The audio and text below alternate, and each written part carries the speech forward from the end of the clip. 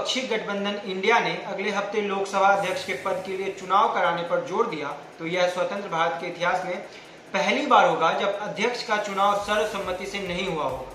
तो चलिए जानते हैं कि क्या रहा है अध्यक्ष चुनने का इतिहास और कौन कौन रहे हैं अध्यक्ष। नमस्कार, मेरा नाम है अमरदीप और आप देख रहे हैं NL9 न्यूज। लोकसभा में अपनी बढ़ती ताकत से उत्साहित होकर विपक्षी INDI गठबंधन अब आक्रामक रूप से उपाध्यक्ष का पद मांग रहा है, जो परंपरागत रूप से विपक्षी दल के सदस्य के पास ही होता है।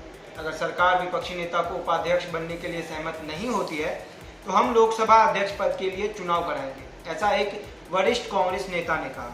18वीं लोकसभा का पहला सत्र 24 जून से शुरू होगा, जिसमें निचले सदन के नए सदस्य शपथ लेंगे और अध्यक्ष का चुनाव होगा।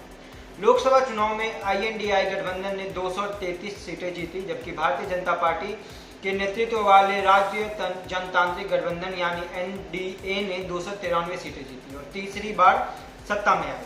16 सीटों के साथ तेलुगु देशम पार्टी और 12 सीटों के साथ जनता दल यूनाइटेड भाजपा के सबसे बड़े सहयोगी दल हैं, जिसने 240 सीटें जीती।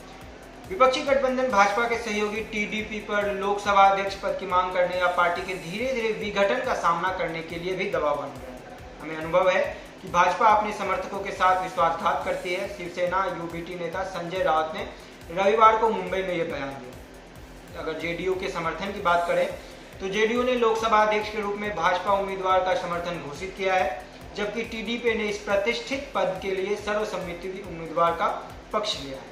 इस घटनाक्रम से यह स्पष्ट होता है कि लोकसभा अध्यक्ष पद के लिए इस बार की चुनावी प्रक्रिया कितनी महत्वपूर्ण और जटिल हो सकती है। चलिए अब थोड़ा पुराने समय में लौटते हैं और लोकसभा अध्यक्ष की बात करते हैं। तो 1925 में हुआ था पहला चुनाव। ब्रिटिश भारत की इम्पीरियल विधान परिषद के निचले सदन के अध्यक्ष पद के लिए चुनाव पहली बार 24 अगस्त 1925 को हुआ था, जब स्वराज पार्टी के उम्मीदवार विट्ठल भाई जे पटेल ने T रंगाचार्यार के खिलाफ इस प्रतिष्ठित पद को जीता था।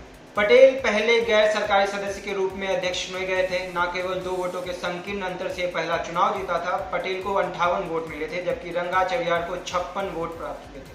केंद्रीय विधानसभा के स्पीकर पद के लिए 1925 से 1946 के बीच 6 बार चुनाव हुआ। 20 जनवरी 1927 को विट्ठल भाई पटेल को उनके पहले कार्यकाल की समाप्ति के बाद सर्वसम्मति से पुनः निर्वाचित किया गया। महात्मा गांधी द्वारा सविनय अवज्ञा आंदोलन यानी सिविल डिसोबीडियंस मूवमेंट का आह्वान करने पर पटेल ने 28 अप्रैल 1930 को इस पद से इस्तीफा दे दिया। 9 जुलाई 1930 को हुए चुनाव में सर मोहम्मद याकूब 78 वोट से नंदलाल के खिलाफ स्पीकर पद जीता। तो कैसी लगी है जानकारी, हमें कमेंट करके जरूर बताएं और देखते रहिए NL9 न्यूज।